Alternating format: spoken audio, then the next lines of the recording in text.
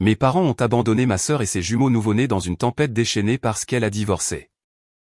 Ils considéraient son divorce comme une honte et ont décidé de la renier. Quand je l'ai découvert, j'ai conduit pendant 3 heures sous la pluie pour les récupérer tous les 3. Mais ce que j'ai vu là-bas. Même moi. J'ai tremblé de peur. Je m'appelle Sarah Thompson, j'ai 28 ans, et ce que je m'apprête à partager vous fera remettre en question tout ce que vous croyez sur la loyauté familiale. Il y a 6 mois, mes parents ont mis ma sœur et ses jumeaux nouveau-nés dehors en pleine tempête déchaînée, tout ça parce qu'elle a divorcé. Ils considéraient son mariage raté comme une disgrâce impardonnable, une tache sur la parfaite réputation chrétienne de notre famille. Quand j'ai découvert qu'il lui avait littéralement claqué la porte au nez alors qu'elle se tenait là, tenant 2 nourrissons en pleurs sous une pluie battante, j'ai conduit 3 heures dans cette même tempête pour les sauver. Mais ce que j'ai découvert en arrivant m'a fait trembler de rage, même moi. Les jumeaux brûlaient de fièvre. Ma sœur délirait d'épuisement. Et il vivait dans sa voiture depuis 3 jours parce que nos parents avaient appelé tous les membres de la famille, les avertissant de ne pas l'accueillir. Avant que je ne révèle comment j'ai exposé la cruauté de mes parents lors de la fête du 60e anniversaire de ma mère, devant toute la congrégation de leur église, veuillez prendre un moment pour aimer et vous abonner, mais seulement si cette histoire résonne vraiment en vous. J'adorerais savoir d'où vous regardez et quelle heure il est chez vous. C'est ainsi que j'ai appris que parfois, le plus jeune échec de la famille détient le plus de pouvoir. Grandir en tant que la Benjamin des Thompson signifiait vivre dans l'ombre de mes frères et sœurs qui avaient réussi. Mon frère Michael, à 38 ans, était tout ce dont mes parents rêvaient. Directeur d'un cabinet d'avocats avec une femme trophée, une immense villa et la capacité de citer les Écritures tout en écrasant ses adversaires au tribunal.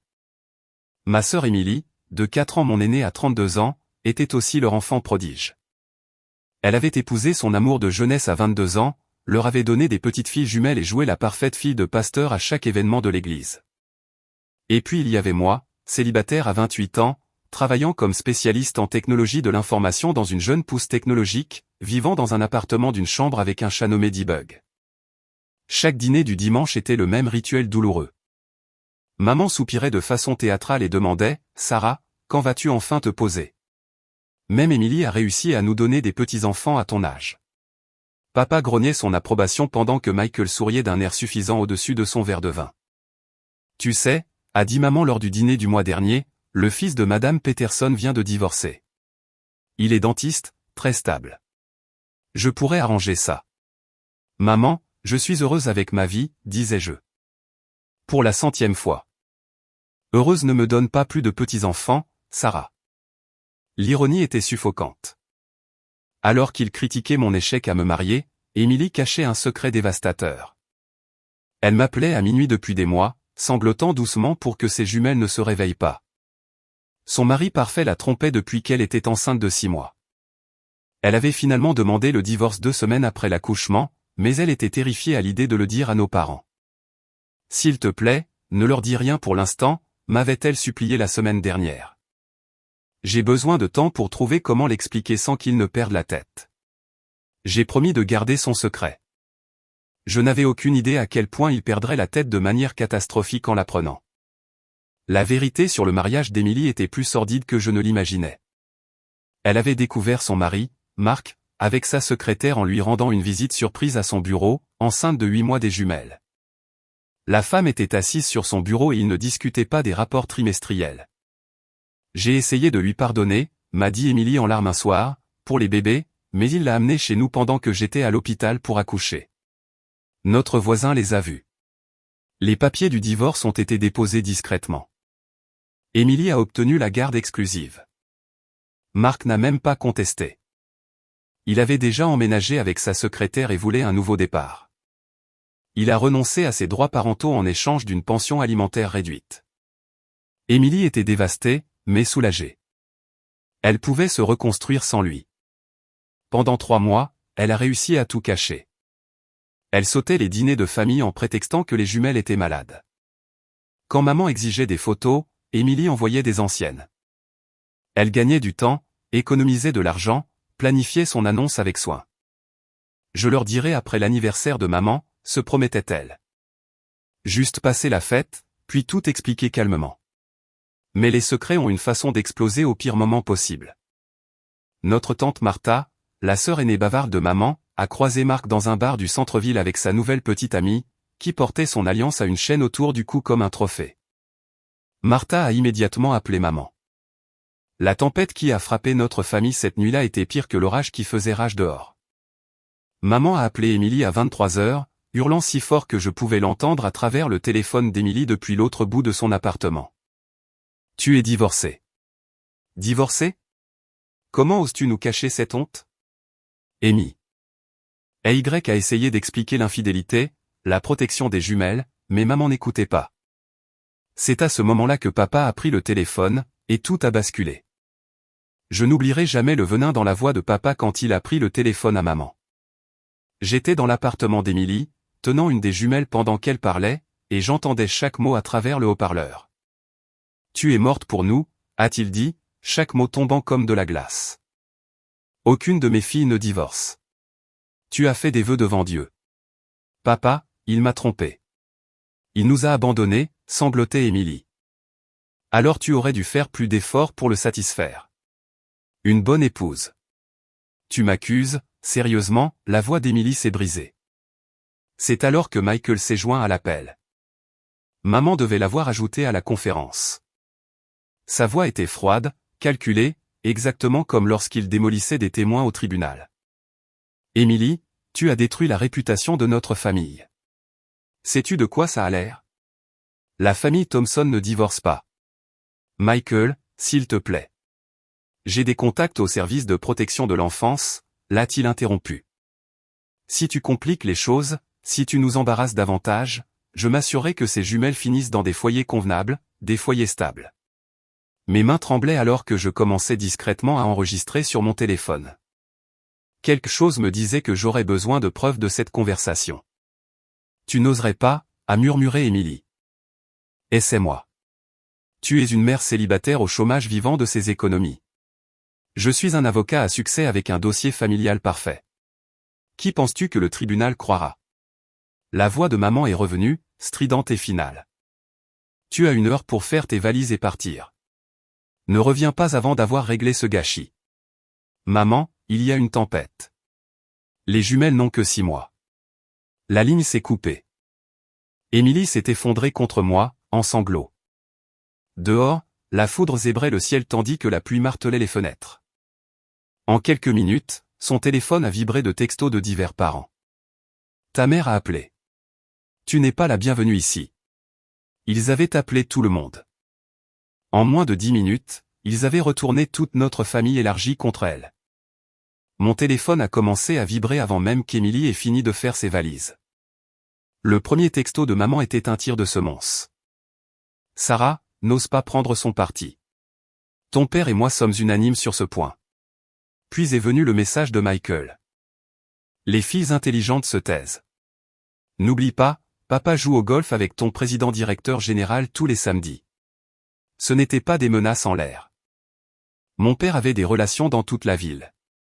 20 ans de service militaire, suivi de 15 ans dans le secteur de la défense, lui avait donné de l'influence partout. Mon travail à la jeune pousse. Papa m'avait présenté au fondateur. Mon appartement. Le propriétaire était un ancien camarade d'escadron. Si j'aidais Émilie, je perdrais tout. J'ai regardé ma sœur qui fourrait frénétiquement des couches dans un sac pendant que ses jumelles hurlaient dans leur porte-bébé. Elle avait déjà perdu son mari, la stabilité de son foyer, et maintenant toute sa famille. La pluie dehors empirait. L'alerte météo sur mon téléphone indiquait des avertissements d'inondation soudaine. Où iras-tu ? Ai-je demandé. Je ne sais pas. Peut-être un motel. Avec quel argent ? Marc a vidé votre compte joint, tu te souviens. Elle a arrêté de faire ses bagages. La réalité la frappait. Mes cartes de crédit sont au maximum à cause des frais d'avocat. Un autre texto de maman. Ta sœur a fait son choix. Ne fais pas la même erreur. J'ai pensé à ma vie confortable, mon travail stable, mon bel appartement, la promotion pour laquelle j'étais en lice le mois prochain. Tout cela pouvait disparaître avec un seul appel de papa. Puis j'ai regardé ces bébés, mes nièces, leurs petits visages rouges de larmes, et quelque chose en moi s'est brisé. La famille, ce n'est pas une question de sang. C'est qui est là quand la tempête frappe. Emballe tout ce qui est important, ai-je dit à Émilie. On va chez moi. Sarah, non, tu vas perdre. Laisse-moi m'en inquiéter. J'ai pris mon téléphone et j'ai répondu à maman. J'ai besoin de temps pour réfléchir. Donne-moi quelques jours. Je venais de m'acheter un peu de temps, mais je savais que c'était loin d'être terminé. Le trajet de 3 heures jusqu'à l'appartement d'Émilie avait été périlleux, mais rien ne m'avait préparé à ce que j'ai trouvé. Elle m'avait envoyé un texto pour dire qu'elle était sur le parking de Walmart, près de l'autoroute 50. Quand j'ai finalement repéré sa voiture à travers la pluie, mon cœur s'est brisé. Émilie était sur la banquette arrière, les 2 jumelles pressées contre sa poitrine, utilisant la chaleur de son corps pour les garder au chaud. Les vitres étaient embuées et elle chantait doucement. La même berceuse que maman nous chantait. L'ironie me rendait malade. Quand j'ai frappé à la vitre, Émilie a levé les yeux, le regard vide. Elles ont de la fièvre, a-t-elle murmuré. Toutes les deux, mais la salle des urgences a besoin des cartes d'assurance, et Marc nous a retirés de sa police le mois dernier. J'ai touché le front de la petite Lily, brûlant. Luna ne pleurait presque plus, elle gémissait faiblement. Le visage d'Émilie était rouge, ses vêtements trempés depuis qu'elle avait dû courir jusqu'à la voiture sous la pluie. Depuis combien de temps es-tu ici? 2 heures? 3? Je ne savais pas où aller d'autre. J'ai sorti mon téléphone et j'ai commencé à enregistrer. Pas Émilie. Je n'exploiterai jamais sa douleur, mais la scène, l'horodatage, la tempête, le parking, 2 nourrissons malades abandonnés par leurs grands-parents qui vivaient dans une maison de 6 chambres à 10 minutes de là. On va aux urgences maintenant. Je m'occupe de l'assurance. Alors que j'aidais Émilie à transférer les jumelles dans ma voiture, elle n'arrêtait pas de s'excuser. Je suis tellement désolé. Tu ne devrais pas avoir à. Arrête. Juste arrête. Nous avons roulé en silence, à l'exception de la respiration difficile des jumelles. À chaque feu rouge, je les regardais. Ces bébés innocents punis pour le péché de leur mère d'avoir échappé à un mariage abusif. J'ai pensé aux publications Facebook de maman. Toutes ces photos de ces 2 petites filles bénies qu'elle avait partagées la semaine dernière. Mon téléphone a vibré. Michael. Maman dit que tu n'as pas répondu. Ne sois pas stupide, Sarah. J'ai complètement éteint mon téléphone. Certains ponts étaient faits pour être brûlés. Les jumelles étaient stables après des perfusions et des antipyrétiques. Pendant qu'Émilie somnolait sur la chaise de l'hôpital, je suis sorti dans le couloir pour faire face aux 23 appels manqués sur mon téléphone. J'ai rappelé maman. Enfin, a-t-elle lancé. Où es-tu? À l'hôpital. Les jumelles étaient gravement déshydratées avec des fièvres de 103 degrés. Silence. Puis, ce n'est pas ton problème. Pas mon problème? Ce sont mes nièces. Elles sont le produit d'un mariage raté. Émilie doit apprendre ce que ce divorce signifie. Laisser des bébés souffrir. La voix de papa s'est fait entendre en haut-parleur. Tu es dramatique. Nous avons donné un choix à Émilie. Revenir à la maison si elle répare son mariage, ou se débrouiller seule. On ne peut pas réparer un infidèle en série, papa. Surveille tonton. Tu as 48 heures pour décider où se trouve ta loyauté. Émilie et ses enfants, ou ta famille. Émilie et la famille. Plus maintenant. Choisis judicieusement, Sarah. Ton frère me dit que tu es en lice pour le poste de développeuse senior. Ce serait dommage que ton président-directeur général entende parler de ton mauvais jugement. La voix de Michael s'est jointe, douce comme de la soie. C'est un calcul simple, Sarah. Aide Émilie et perds tout. Ou sois intelligente et garde ta vie intacte. C'est du chantage. C'est la réalité. J'ai déjà rédigé une requête de garde.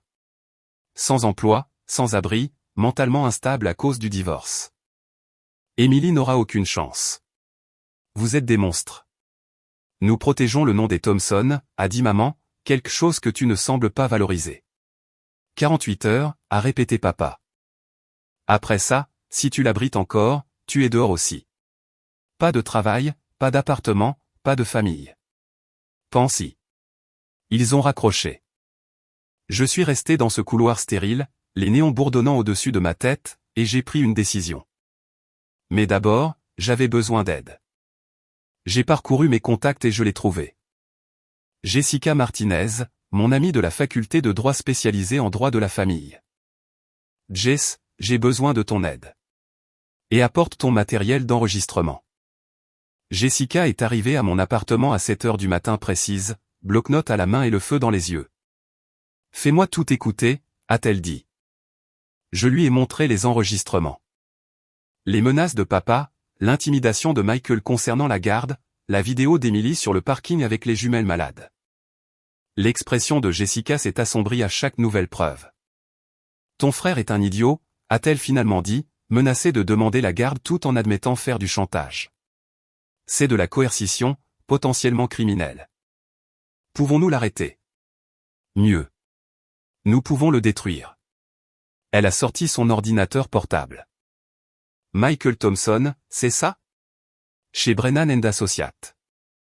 Elle a tapé rapidement, puis a tourné l'écran vers moi. Ton frère parfait a une plainte scellée d'il y a 2 ans. Harcèlement sexuel. Le cabinet a payé $200 000 pour étouffer l'affaire. Comment as-tu? Je connais le parajuriste qui l'a traité. Elle a gardé des copies. Ton frère a coincé une stagiaire à la fête de Noël.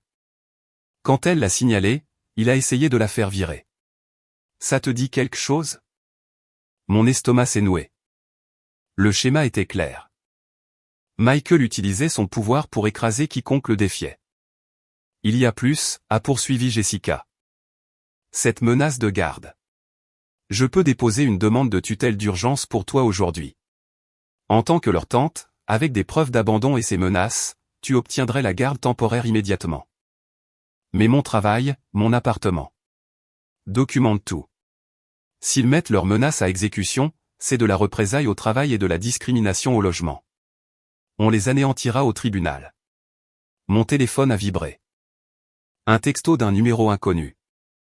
Un voisin de la rue de tes parents. J'ai vu ce qui s'est passé cette nuit-là. J'ai les images de sécurité de repoussant Emily dans la tempête. Fais-moi savoir si tu en as besoin. Jessica a souri. Parfait. Maintenant, c'est quand la prochaine réunion de famille? J'ai vérifié le Facebook de maman. Sa fête pour ses 60 ans ce samedi. 30 invités. Assez public. Peux-tu tenir jusque-là? J'ai pensé à Emily dormant sur mon canapé. Les jumelles enfin paisibles dans leur lit de voyage. Je vais y arriver. L'invitation est arrivée par coursier mercredi matin. Carton crème avec gaufrage doré. Célébration du 60e anniversaire de Margaret Thompson. La grande salle de bal du château. Tenue de soirée exigée. Emily l'a vue en premier. Elle t'a quand même envoyé une invitation. C'est une démonstration de force, ai-je dit en lisant la note manuscrite à l'intérieur. Sarah, nous sommes convaincus que tu prendras la bonne décision d'ici samedi. Amour, maman. Mon téléphone a sonné. Michael. Tu as reçu l'invitation? A-t-il demandé sans préambule. Elle vient d'arriver. Bien. Maman te veut là-bas, seule. C'est ta chance de montrer de quel côté tu es. Et si le nom d'Emily est mentionné, tu dis à tout le monde qu'elle est en voyage, qu'elle se cherche. Peu importe ce qui sonne mieux que divorcer. Mentir à 30 personnes. Protéger l'image de la famille. Le patron de papa sera là. Le pasteur Williams, tout le conseil de l'église. Cette fête est importante, Sarah. Je comprends parfaitement. Vraiment? Parce que maman a déjà dit à tout le monde que tu amènes quelqu'un de spécial. Elle espère que tu annonceras de bonnes nouvelles. Ne la déçois pas. Après qu'il ait raccroché, Jessica a appelé. J'ai trouvé quelque chose d'intéressant. La fête d'anniversaire de ta mère. Le restaurant a un système de présentation pour les diaporamas. Compatible Bluetooth. Et je dis ça comme ça, ce serait dommage que quelqu'un s'y connecte accidentellement. Emily a levé les yeux en nourrissant Luna. Sarah, tu ne penses quand même pas. Ils veulent que je choisisse. Très bien, je choisis. J'ai envoyé un texto à maman. Je serai là. Et oui, j'ai des nouvelles à partager. Sa réponse fut immédiate. Merveilleux. Je savais que tu reviendrais à la raison. Jeudi, j'ai tout préparé. Les enregistrements ont été montés. Les vidéos compilées. Jessica a préparé les documents juridiques. Les images de sécurité du voisin étaient d'une clarté cristalline. Horodatage visible. Mes parents poussant littéralement Émilie alors qu'elle tenait les deux porte-bébés. Vendredi soir, je me tenais devant mon placard, choisissant ma tenue avec soin. Professionnel, respectable, la dernière chose qu'ils attendraient de la déception de la famille. Émilie observait nerveusement. « Tu vas vraiment faire ça ?» Ils voulaient une déclaration publique de loyauté. Ils vont en avoir une. Si vous avez déjà eu à choisir entre votre famille et faire ce qui est juste, veuillez laisser un commentaire ci-dessous. Je veux savoir comment vous avez géré la situation. Et si cette histoire résonne en vous, n'oubliez pas de vous abonner et d'activer la cloche de notification, car ce qui s'est passé à cette fête d'anniversaire a tout changé pour toute notre famille. La vérité a une façon de sortir, surtout quand on s'y attend le moins. Vendredi après-midi, Jessica a appelé avec une urgence dans la voix. « Sarah, tu dois voir ça. » Nous nous sommes retrouvés dans un café du centre-ville. Elle a glissé un dossier sur la table, son expression sombre. « Tu te souviens de cette plainte pour harcèlement contre Michael ? » J'ai creusé plus profond. À l'intérieur se trouvaient des impressions de courriel, des relevés bancaires et une déclaration sous serment. Mon estomac s'est retourné en lisant. La stagiaire, Melissa Smith, n'avait pas seulement été harcelée. Michael lui avait offert 50 000 $ pour signer un accord de non-divulgation et disparaître. Quand elle a refusé, il a menacé de détruire sa carrière. « Regarde ce courriel », a souligné Jessica. Il a écrit « Personne ne se met en travers d'un Thompson et ne gagne. » Demande à ma sœur Émilie. Ça date de l'année dernière. Émilie n'était même pas encore divorcée. Non, mais elle s'était confiée à Michael sur l'infidélité de Mark. Devine ce qu'il lui a dit ? Je le savais déjà. De se taire et d'endurer. Bingo. Il a littéralement écrit, le divorce humilierait la famille. Mieux vaut souffrir en silence que de jeter la honte sur le nom des Thompson. Le schéma était clair. Michael contrôlait, menaçait et faisait taire les femmes depuis des années, et mes parents le laissaient faire. Il y a plus, a poursuivi Jessica. La maison de tes parents ? J'ai consulté les registres de propriété. Il y a un système de sécurité avec stockage en nuage. Chaque caméra est connectée à une application sur le téléphone de ton père. Donc, il a des images de cette nuit-là, de repoussant Émilie. Il les a gardées comme assurance, probablement pour prouver qu'elle est partie volontairement si quelqu'un posait des questions. Mon esprit s'emballa. Pouvons-nous les obtenir ? Pas légalement. Mais, elle a souri, si quelqu'un devait, disons, projeter l'écran de son téléphone sur un écran pendant une présentation, et que ce téléphone se trouvait avoir l'application de sécurité ouverte. J'ai pensé au système audiovisuel du restaurant. À la connexion Bluetooth, aux 30 témoins. Les images du voisin montrent l'extérieur, mais celle de papa le montrerait en train de la pousser. Exactement. La preuve irréfutable est dans sa poche. Samedi matin est arrivé trop vite. J'étais assise avec Jessica dans mon salon, ordinateurs portables ouverts, organisant notre arsenal numérique. Chaque preuve était alignée comme des balles dans un chargeur. Le voisin a envoyé les images, ai-je dit, en regardant la vidéo granuleuse mais claire. Voilà mes parents sur le pas de leur porte, Émilie suppliant avec deux porte-bébés sous une pluie battante. L'horodatage brillait, 23h47. La main de papa poussant physiquement Émilie en arrière. Maman claquant la porte. Jessica avait compilé les plus grands succès de Michael en un seul fichier dévastateur. La plainte pour harcèlement, les virements pour acheter le silence, les courriels menaçants. Mais le joyau de la couronne était un enregistrement qu'elle avait obtenu de Melissa Smith elle-même. « Votre frère m'a offert de l'argent pour disparaître », disait clairement la voix de Melissa. Quand j'ai refusé, il a dit qu'il s'assurerait que je ne travaillerais plus jamais dans le droit.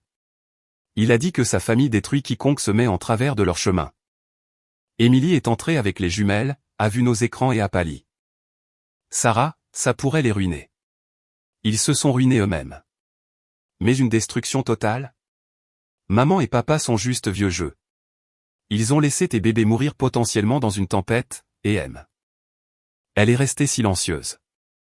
J'avais fait des copies de tout sur 3 clés USB, télécharger des sauvegardes sur le nuage et envoyer des fichiers sécurisés au bureau de Jessica. S'ils essayaient de m'arrêter, il serait déjà trop tard. Jessica a consulté le site web du restaurant. Le château a un écran DEL de 90 pouces dans sa salle de bal principale, un système de présentation sans fil de pointe. Et j'aurai un accès à distance depuis mon téléphone. J'ai déjà testé. Le gérant pense que tu télécharges un diaporama d'anniversaire. Ce qui est techniquement le cas, juste pas le genre que ta mère attend. J'ai regardé l'heure. 14 heures. La fête commençait à 18 heures. Prête, a demandé Jessica. J'ai pensé à 28 ans passés à être ignoré, négligé, considéré comme une déception. Je suis prête depuis toute ma vie. Le château à 18 heures était exactement ce que maman voulait.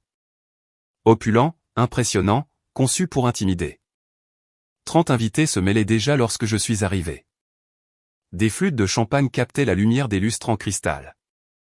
Maman a flotté vers moi dans une robe de créateur qui coûtait plus que le loyer mensuel de la plupart des gens. Sarah, tu es venue seule. Gentille fille. Je n'aurais manqué ça pour rien au monde, maman. Elle m'a fait la bise, chuchotant, plusieurs hommes éligibles ici ce soir. Le fils du docteur Patterson vient d'être promu associé dans son cabinet. P. Appa s'est approché, sa posture militaire toujours intacte à 65 ans. Tu as fait le bon choix, je vois. Je le fais toujours. Michael tenait la cour près du bar, régalant le pasteur Williams de quelques victoires au tribunal. Sa femme était accrochée à son bras comme un accessoire, le sourire figé. Je me demandais si elle connaissait Melissa Smith. Sarah. Tante Martha s'est précipitée. Où est Emily? J'espérais t'en voir les jumelles. Le sourire de maman s'est crispé. Emily prend un peu de temps pour elle. Tu sais comment sont les nouvelles mères. Débordées. Oh, mais j'ai entendu dire qu'elle voyageait. Elle se cherche, a coupé maman sèchement. La salle était parfaite pour ce qui allait arriver. L'écran DEL dominait un mur, affichant actuellement un diaporama de photos de famille, toutes soigneusement sélectionnées pour montrer notre parfaite famille Thompson. Emily figurait en bonne place sur les photos plus anciennes, toujours souriante, jouant toujours son rôle. L'ironie ne m'a pas échappé. En ce moment même, Emily était dans mon appartement, donnant aux jumelles du lait maternisé acheté avec ma carte de crédit parce qu'elle ne pouvait pas se payer de courses. Mesdames et messieurs, a appelé papa en tapotant son verre de champagne. Merci de vous joindre à nous pour célébrer l'anniversaire marquant de Margaret. La foule s'est rapprochée. Le pasteur Williams a levé son verre. À la famille Thompson, un véritable exemple de valeur chrétienne et d'unité familiale. Tout le monde a approuvé en chœur. J'ai sorti mon téléphone, vérifiant la connexion à l'écran. Prête. Avant de continuer, a dit papa, je crois que Sarah a quelque chose à partager. La salle s'est tournée vers moi, dans l'expectative. Maman rayonnait, anticipant clairement une annonce de fiançailles. Vas-y, ma chérie. Partage tes nouvelles. Je me suis avancé, téléphone à la main. En fait, j'aimerais d'abord aborder quelque chose que tante Martha a mentionné. Le sourire de maman a vacillé. Ce n'est pas nécessaire. Où est Emily? A insisté tante Martha. C'est étrange qu'elle manque le 60e anniversaire de sa mère. Comme je l'ai dit, elle voyage, a répondu fermement maman. Les femmes divorcées ne voyagent pas, a interjeté Michael avec douceur. Elle se cache. Un hoquet de surprise a parcouru la foule. Maman lui a lancé un regard furieux. Il avait brisé le script? Le pasteur Williams a froncé les sourcils. Divorcé? Mais Emily semblait si heureuse. Le bonheur est éphémère quand on brise des vœux sacrés, a dit papa, se reprenant rapidement. Nous l'aidons à traverser cette période difficile. L'aider? C'est comme ça que vous appelez ça? Je n'ai pas pu m'en empêcher. Sarah, a averti maman.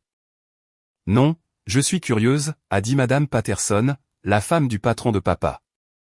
Comment l'aidez-vous exactement? Maman s'est redressée, jouant pour son public. Nous lui avons donné de l'espace pour réfléchir à ses choix. Parfois, l'amour vache est nécessaire. L'amour vache, ai-je répété. C'est une façon intéressante de décrire les choses. Michael s'est avancé. Sarah est très émotive à ce sujet. Elle ne comprend pas que tolérer l'échec d'Emily ne ferait que lui nuire davantage. Échec? Le docteur Patterson semblait confus. Parce que son mari l'a trompée. La salle est devenue silencieuse. Le visage de maman est devenu rouge. Qui t'a dit ça? Est-ce que ça a de l'importance? Ai-je demandé. La question est, pourquoi puniriez-vous Emily pour avoir échappé à un mariage infidèle? On ne lave pas notre linge sale en public, a grogné papa. Mais vous l'appelez publiquement une honte. Le pasteur Williams s'est agité, mal à l'aise. Peut-être devrions-nous passer au toast. En fait, ai-je dit, levant mon téléphone, j'ai quelque chose à partager. Un souvenir de famille d'il y a 6 mois. Puis-je? Les yeux de maman se sont plissés. Mais avec 30 personnes qui regardaient, elle ne pouvait pas refuser sans paraître suspecte. Bien sûr, ma chère. J'ai préparé une courte présentation sur les valeurs familiales, ai-je annoncé en me dirigeant vers les commandes de l'écran, puisque cela semble être le thème de ce soir. Maman s'est légèrement détendue, supposant que j'avais préparé un diaporama sentimental. Papa a hoché la tête avec approbation. Michael a souri d'un air suffisant, pensant probablement que j'allais m'humilier avec un appel émotionnel pour Emily. Avant de commencer, ai-je dit, connectant mon téléphone au système, je veux que tout le monde sache que ce que vous allez voir est réel, non monté, horodaté. Sarah, qu'est-ce que tu fais? La voix de maman portait un avertissement. Je montre à tout le monde à quoi ressemblent vraiment les valeurs de la famille Thompson. Mon doigt a plané au-dessus du bouton de lecture. Autour de moi, la crème de la société de notre ville attendait. Le patron de papa, les collègues de Michael, tout le conseil de l'église de maman, des cousins qui avaient rejeté Emily sur commande. Michael a commencé à se diriger vers moi. Sarah, ne sois pas stupide. Stupide? Je l'ai regardé dans les yeux. Comme menacé de prendre la garde des jumelles d'Emily. Comme les 50 000 $ que tu as offerts à Melissa Smith pour disparaître. Son visage est devenu blanc. La tête de sa femme s'est brusquement tournée vers lui. Quoi? Qui est Melissa Smith? Personne, a dit Michael rapidement, mais sa voix s'est brisée. Il s'est jeté sur mon téléphone. J'ai reculé, appuyant sur lecture. L'écran DEL a vacillé et s'est allumé. La première image est apparue. L'extérieur de la maison de mes parents. L'horodatage de la sécurité brillait, 15 octobre, 23h47. C'est notre maison, a dit tante Martha, confuse. La vidéo a commencé. La tempête était visible. La pluie s'abattait sur la caméra. Puis un mouvement. Emily s'approchant de la porte d'entrée, luttant avec 2 porte-bébés, les cheveux plaqués sur la tête. Le hoquet de maman a traversé le silence. Éteins ça. Mais tout le monde était captivé. À l'écran, la porte s'est ouverte. Il y avait mes parents, entièrement habillés malgré leur tardive, les visages tordus de colère. L'audio était étouffé, mais audible. La voix de papa. Tu n'es pas la bienvenue ici. La réponse désespérée d'Emily. S'il vous plaît, les bébés sont malades. La salle de bal est tombée dans un silence complet alors que la vidéo continuait. Sur l'écran de 90 pouces, la main de mon père s'est tendue et a physiquement poussé Emily en arrière. Elle a trébuché, manquant de faire tomber un des porte-bébés. Les pleurs du bébé étaient audibles même à travers la tempête. Papa, s'il te plaît. La voix d'Emily s'est brisée à travers les haut-parleurs. Elles ont de la fièvre. Laissez-nous juste rester jusqu'au matin. Tu as fait ton choix. La voix de maman est intervenue, nette et froide. Le divorce est un péché. Tu es morte pour nous. Puis la porte a claqué. La caméra a continué de tourner, montrant Emily debout sous l'averse, les épaules secouées par les sanglots, essayant de protéger les porte-bébés avec son corps. Le pasteur Williams a laissé tomber son verre de champagne. Il s'est brisé sur le sol en marbre, le son explosif dans le silence. Robert, Margaret, ce n'est pas possible. Éteins ça, a rugi papa. Mais je suis passé à la vidéo suivante, les images de sécurité du voisin montrant un angle plus large. Emily trébuchant vers sa voiture, luttant pour attacher les jumelles tandis que la pluie s'abattait. L'horodatage montrait qu'elle est restée assise là pendant 20 minutes avant de partir. Ces bébés, la voix de Madame Patterson était horrifiée. Vous avez renvoyé des nourrissons malades. Maman a essayé de sauver la situation. Vous ne comprenez pas tout le contexte. Quel contexte justifie cela? Le docteur Patterson, le patron de papa, s'est avancé. Son visage était de granit. Ce sont vos petites filles. Le clip suivant a commencé. Ma propre vidéo du parking de Walmart. Emily sur la banquette arrière. Les deux jumelles pressées contre elle, leur petit visage rouge de fièvre. Ma voix narrant, 3 heures après avoir été renvoyée. Les deux jumelles ont des températures supérieures à 103. Plusieurs invités avaient sorti leur téléphone, enregistrant l'écran. Les amis de l'église de maman reculaient d'elle comme si elle était contaminée. Il y a plus, ai-je annoncé, préparant les enregistrements audio. Voulez-vous entendre les menaces de Michael? Non, a crié Michael. Mais il était trop tard. La voix de Michael a rempli la salle de bal, d'une clarté cristalline à travers le système de haut-parleurs. J'ai des contacts au service de protection de l'enfance. Si tu compliques les choses, si tu nous embarrasses davantage, je m'assurerai que ces jumelles finissent dans des foyers convenables, des foyers stables. Sa femme a halté. Michael, tu n'as pas fait ça. L'enregistrement a continué.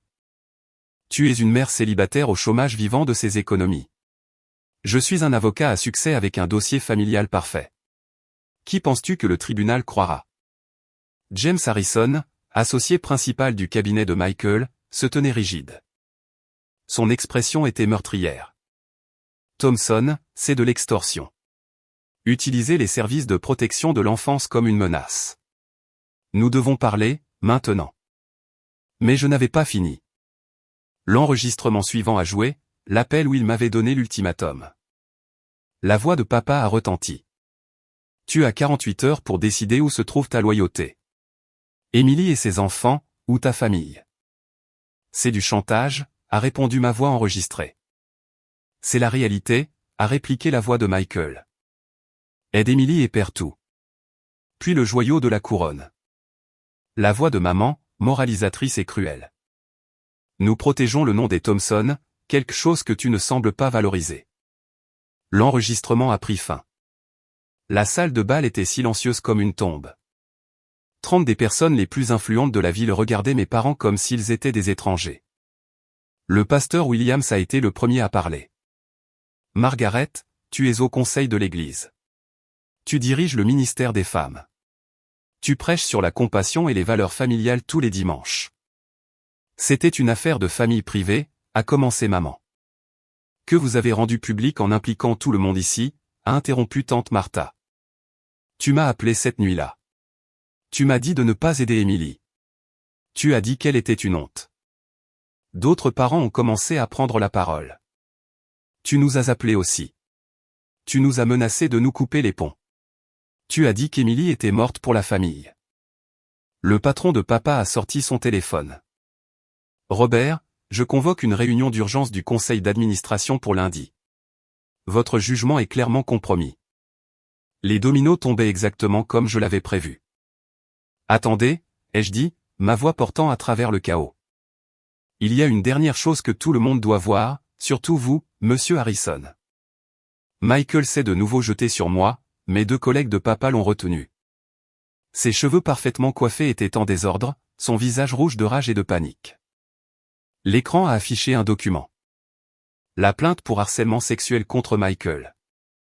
Le nom de Melissa Smith était masqué, mais les détails étaient accablants. Puis vinrent les relevés bancaires. 50 000 $ transférés sur un compte, puis mystérieusement retirés lorsque Melissa a refusé de signer l'accord de non-divulgation. Qu'est-ce que c'est que ça, a exigé la femme de Michael, la voix tremblante. La diapositive suivante était un courriel de Michael au directeur des ressources humaines du cabinet. Réglez ça discrètement. Le nom Thompson a du poids dans cette ville. Je détesterais que cela change. Le visage de Harrison est passé du rouge au violet. Vous avez menacé les ressources humaines. La pièce finale était le témoignage enregistré de Melissa que Jessica avait obtenu. Sa voix était stable mais pleine de douleur. Michael Thompson m'a coincé à la fête de Noël du bureau. Quand je l'ai signalé, il a dit qu'il détruirait ma carrière. Il a dit, demande à ma sœur Emily ce qui arrive aux femmes qui ne se taisent pas, c'était l'année dernière, avant même qu'Emily ne demande le divorce. La salle a explosé. La femme de Michael l'a giflé si fort que le son a résonné sur les murs. Espèce de monstre. Tu savais ce qu'Emily traversait et tu as quand même. Ce n'est pas ce que tu crois, a commencé Michael. C'est exactement ce que ça a l'air, a interrompu Harrison. La sécurité sera à votre bureau lundi matin pendant que vous le videz. Vous en avez fini chez Brennan & Associates, et j'appellerai personnellement chaque cabinet de l'État. Le pasteur Williams s'est tourné vers mes parents. Votre adhésion à la First Baptist est en cours de révision, avec effet immédiat. Nous ne pouvons pas avoir des gens qui abandonnent des enfants à des postes de direction spirituelle. Maman s'est effondrée sur une chaise. Sa fête parfaite, son image parfaite, sa famille parfaite. Tout s'effondrait en temps réel. Je me tenais au centre de la pièce. 30 perdus sur moi. La déception de la famille. L'échec célibataire.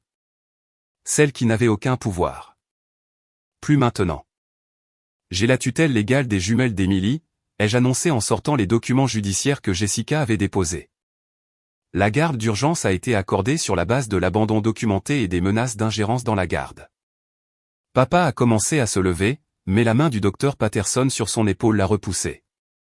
De plus, ai-je continué, toute tentative de représailles au travail ou de discrimination au logement entraînera une action en justice immédiate. Mon avocate a déjà déposé des documents de protection auprès de l'État. Ingrate, a commencé maman. Ingrate, je me suis tourné pour lui faire face directement. Vous m'avez tout appris sur les valeurs familiales.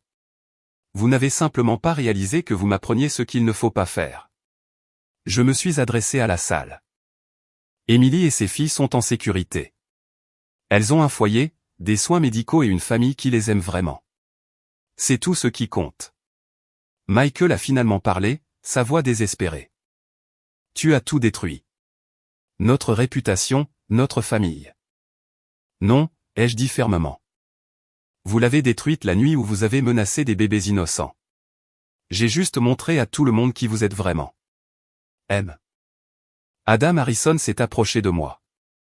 Si Emily a besoin de quoi que ce soit, un travail, une aide pour la garde d'enfants, s'il vous plaît, appelez-moi.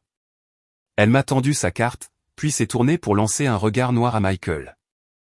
J'ai une fondation qui aide les femmes à échapper à des situations difficiles. Un par un, d'autres invités se sont approchés avec des offres similaires. Des opportunités d'emploi pour Emily, des recommandations de pédiatres pour les jumelles, des services juridiques gratuits.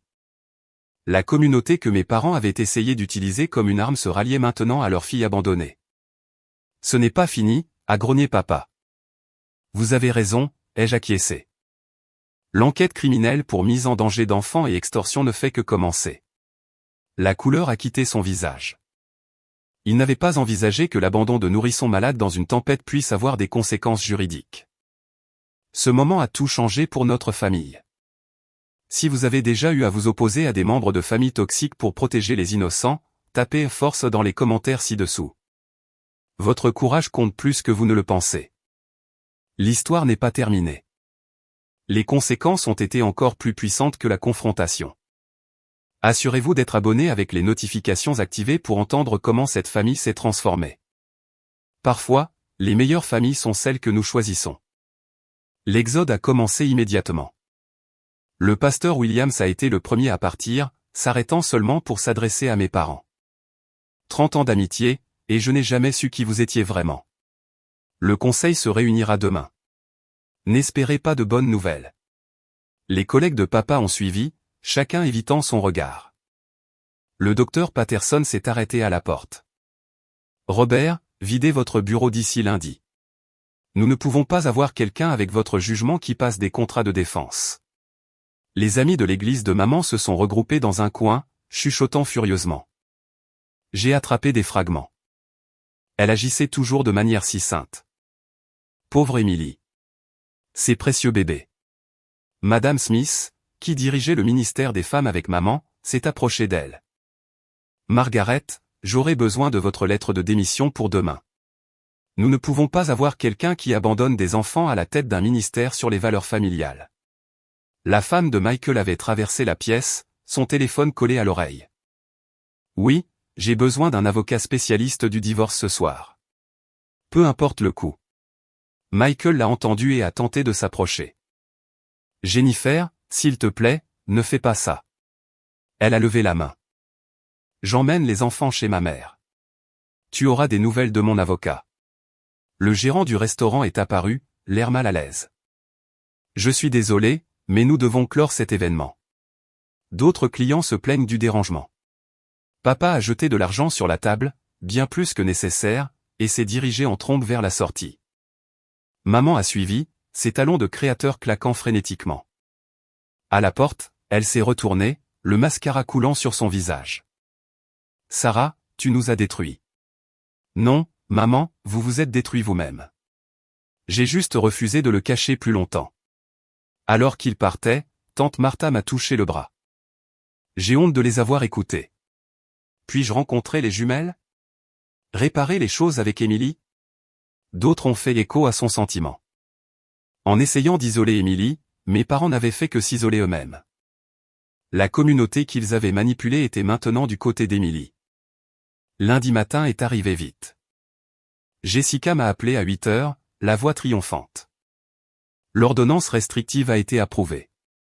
Tes parents et Michael ne peuvent pas s'approcher à moins de 500 pieds d'Émilie ou des jumelles. C'était rapide. Le juge a vu les vidéos. Elle n'était pas contente.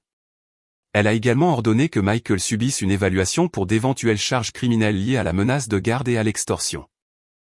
Émilie était assise en face de moi, nourrissant Luna pendant que Lily dormait dans son transat. Pour la première fois depuis des mois, elle avait l'air paisible. Et la garde? Les droits parentaux de Marc étaient déjà résiliés. Le tribunal a confirmé que tu as la garde exclusive. Et avec Sarah comme tutrice d'urgence enregistrée, tu es protégée. Mon téléphone a vibré. Un texto d'un numéro inconnu. C'est James Harrison. Le bureau de Michael a été vidé. Nous avons trouvé d'autres plaintes lors de notre enquête. Il ne pratiquera plus le droit. De plus, ma femme dirige une jeune pousse technologique. Il recherche un chef de projet. Émilie est-elle intéressée?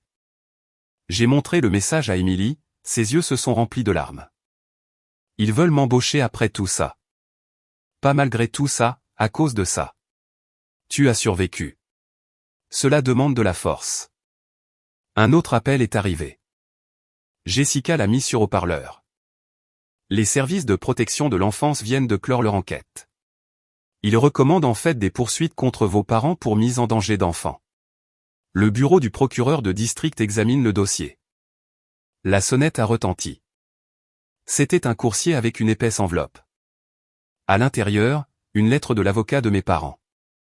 Ils offraient un règlement, $100 000 à Émilie si nous acceptions de ne pas engager de poursuite pénale. Émilie m'a regardé. C'est beaucoup d'argent. C'est de l'argent pour acheter le silence, ai-je dit. Comme Michael a essayé avec Melissa. Jessica a pris la lettre. Je vais répondre. Nous déclinons leur offre et coopérons pleinement à toute enquête criminelle. Émilie a hoché la tête lentement. De retour après la fête, j'ai rassemblé mes affaires tandis que les invités restants se dispersaient. La grande salle de bal qui avait mis en valeur la fierté de ma mère ressemblait maintenant à une scène de crime. Verres de champagne renversés, assiettes abandonnées, l'écran DEL toujours figé sur la plainte pour harcèlement de Michael. Plusieurs personnes se sont approchées de moi avant de partir. La femme du docteur Patterson a glissé une carte de visite dans ma main. Ma nièce dirige une organisation à but non lucratif pour les mères célibataires. S'il vous plaît, demandez à Émilie d'appeler. 3 des anciennes amies de l'église de maman ont formé un cercle protecteur autour de moi. Nous n'avions aucune idée, a dit Madame Williams. Votre mère parlait toujours si bien des valeurs familiales. Nous organisons une collecte de fournitures pour Émilie et les jumelles. Même le personnel du restaurant semblait ému. Le gérant m'a discrètement tendu une clé USB. Les images de sécurité de ce soir, au cas où vous en auriez besoin à des fins légales. Alors que je me dirigeais vers la sortie, Michael est apparu de l'ombre. Son costume parfait était en désordre, ses yeux hagards. Tu n'as aucune idée de ce que tu as fait. Je sais exactement ce que j'ai fait. Je vais te poursuivre pour diffamation, destruction de carrière, détresse émotionnelle. Avec quel argent? L'avocat du divorce de Jennifer prendra tout. Et bonne chance pour trouver un avocat qui vous représentera après ce soir. Il m'a attrapé le bras. Petite. Sécurité. Le gérant est apparu instantanément avec 2 gardes. Monsieur, vous devez partir maintenant. Alors qu'ils escortaient Michael dehors, il a crié par-dessus son épaule, ce n'est pas fini. Vous avez raison, ai-je répondu. L'enquête criminelle ne fait que commencer. Je me suis dirigé vers ma voiture, la tête haute. À travers les fenêtres du restaurant, je pouvais voir la salle de bal vide, le gâteau d'anniversaire abandonné, les centres de table fanés. La parfaite fête du 60e anniversaire de maman était devenue la nuit de la chute de l'empire de la famille Thompson. Mon téléphone s'est allumé avec un texto d'Emily. Les jumelles demandent leur tante Sarah. Dépêche-toi de rentrer à la maison. La maison. Pas la maison de mes parents. Pas la famille dans laquelle j'étais né, mais la famille que j'avais choisie. Un mois plus tard, le nom de la famille Thompson signifiait quelque chose de complètement différent dans notre ville. La retraite forcée de papa de l'entreprise de défense a fait la section des affaires. La radiation de Michael du barreau a fait la une des journaux juridiques.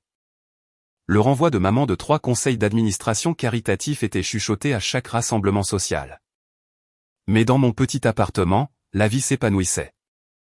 Emily avait commencé son nouveau travail dans la jeune pousse technologique de la femme de Harrison, travaillant à distance pour pouvoir être avec les jumelles. Elle avait même reçu une prime à la signature qui couvrait 3 mois de dépenses. La femme de Michael a appelé aujourd'hui, m'a dit Emily pendant le dîner. Jennifer. Elle voulait s'excuser de ne jamais avoir parlé quand elle soupçonnait que quelque chose n'allait pas. Que as-tu dit? Que je comprenais. C'est difficile de se battre contre la machine Thompson. C'était difficile. Les jumelles prospéraient. Plus de fièvre. Plus de nuits dans les voitures. Lily avait commencé à rire. Un son magnifique et pétillant qui remplissait notre maison. Luna rampait partout, explorant son nouveau monde sûr. Mon téléphone a sonné. Jessica, des nouvelles. Michael a été arrêté. 3 autres femmes se sont manifestées après la fête. Il risque une peine de prison ferme. Et mes parents? Le procureur de district poursuit pour mise en danger d'enfants, un délit. Ils auront probablement une probation et un suivi psychologique obligatoire, mais la vraie punition est l'exil social. Elle avait raison. Le Facebook de maman, autrefois rempli de publications vantardes, avait été supprimé. Le club de golf de papa lui avait suggéré discrètement de démissionner. Leur église les avait formellement exclus. Oh, et Sarah, a ajouté Jessica, cette jeune pousse où tu travailles?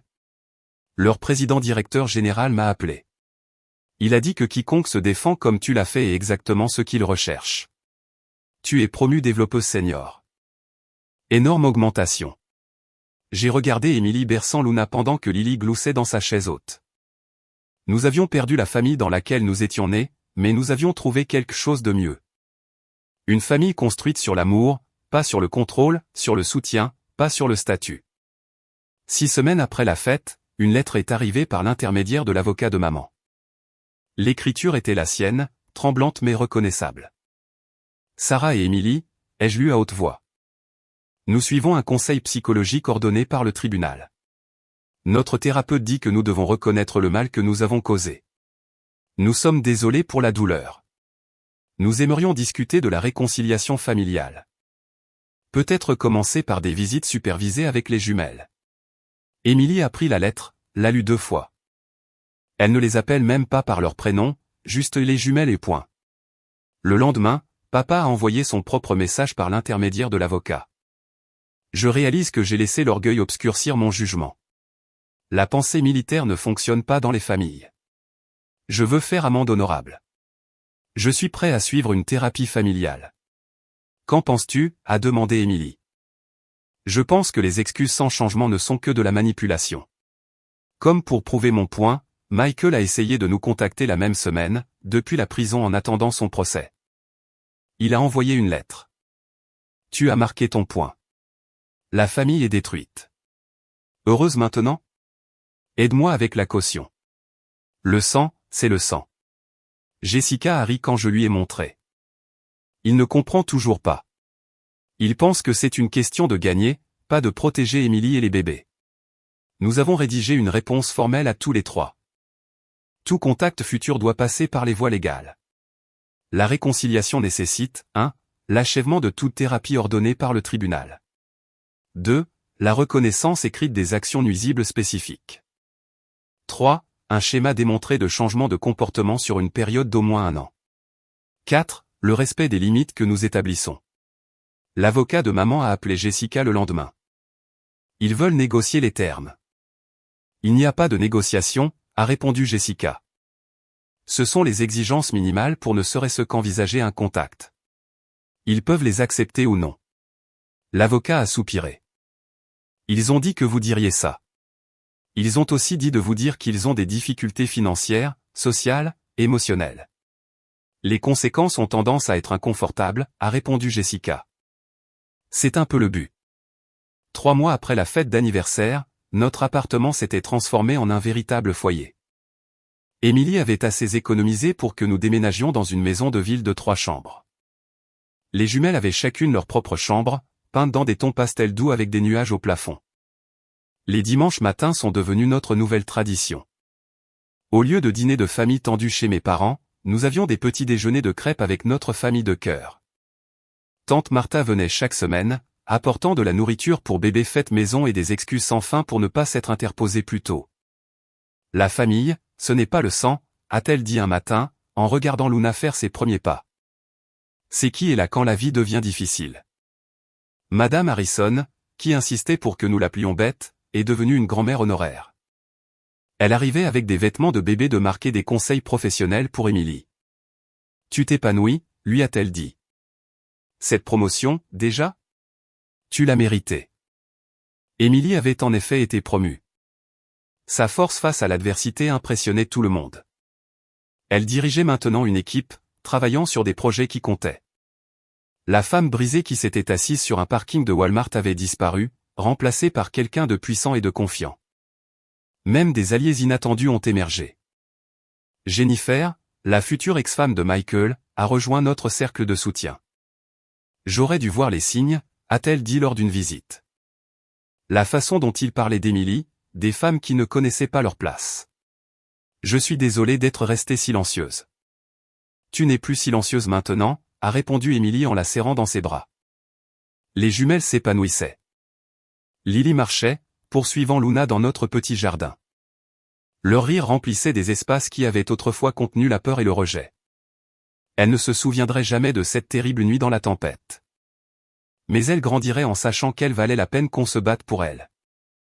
Mon téléphone a vibré avec un texto de Jessica. J'ai vu tes parents à l'épicerie. Ils avaient l'air diminués. Ta mère achetait des marques génériques. Ton père était seul sur le parking, juste assis dans sa voiture. J'ai ressenti une lueur de quelque chose. Pas tout à fait de la sympathie, mais la reconnaissance de leur chute. 6 mois après cette fête d'anniversaire, je me tenais dans notre jardin, regardant Emily pousser les jumelles sur leur nouvelle balançoire.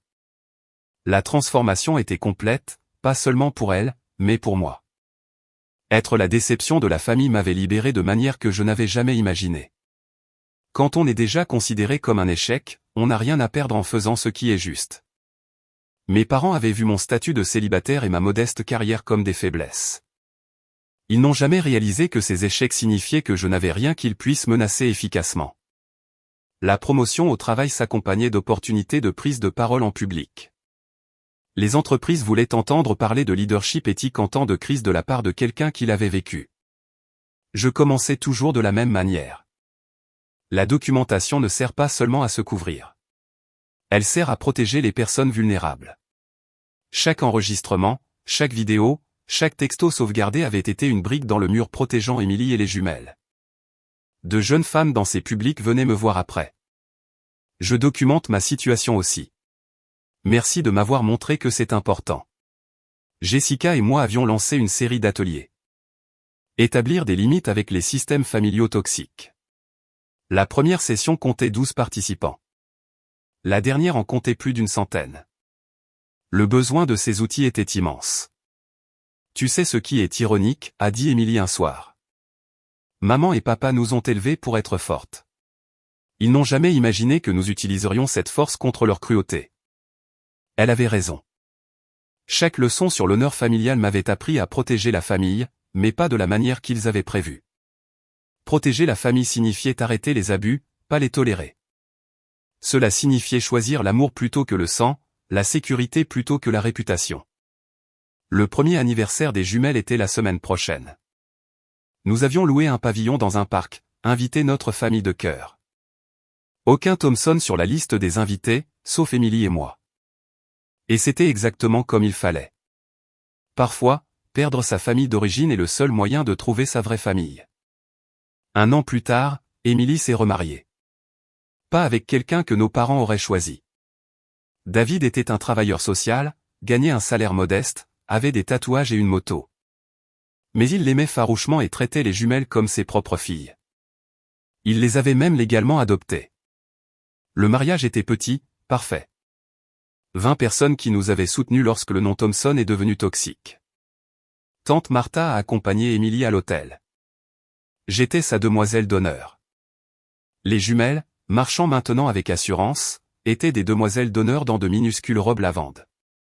Pendant la réception, Jessica m'a prise à part. L'avocat de tes parents a repris contact. Ils ont terminé leur thérapie. Ils veulent tenter une réconciliation. Qu'en penses-tu ? Ai-je demandé. Je pense que les gens peuvent changer, mais la confiance doit se mériter, pas s'exiger. Nous pourrions l'envisager. Peut-être un jour, mais pas aujourd'hui. Aujourd'hui, il s'agissait de célébrer la famille que nous avions construite sur les cendres de celle qui nous avait brûlés. Le discours de David à la réception m'a bouleversé. On dit qu'on ne peut pas choisir sa famille, mais Sarah a choisi de protéger Émilie et les filles quand les parents de sang ne l'ont pas fait. C'est ça, la vraie famille. Alors que je regardais Émilie danser avec son nouveau mari, les jumelles gloussant pendant que David les faisait tourner, j'ai réalisé quelque chose de profond. Nous n'avions rien perdu d'important. Nous avions gagné tout ce qu'il était. Mon téléphone avait un message non lu d'un numéro inconnu. J'ai vu votre histoire en ligne. Ça m'a donné le courage de quitter ma famille toxique. Merci. C'est pourquoi je partage cette histoire. Pas par vengeance ou par sympathie, mais pour vous, celui ou celle qui lit ceci et qui est piégé entre une loyauté toxique et l'autopréservation. Choisissez-vous. Choisissez les personnes vulnérables qui ont besoin de protection. Choisissez la vérité plutôt que la réputation. Si vous avez déjà eu à établir des limites avec des membres de votre famille qui confondaient contrôle et amour, vous n'êtes pas seul. Partagez votre histoire dans les commentaires. Nous sommes plus forts ensemble que nous ne l'avons jamais été séparément. Merci d'avoir écouté notre histoire. Si elle vous a aidé à réaliser que vous n'êtes pas seul à établir des limites avec une famille toxique, veuillez partager cette vidéo. Commentez et limite si vous avez fait des choix difficiles similaires. Rappelez-vous, se choisir n'est pas égoïste, c'est de la survie. Et parfois, la famille que vous choisissez est infiniment meilleure que la famille dans laquelle vous êtes né.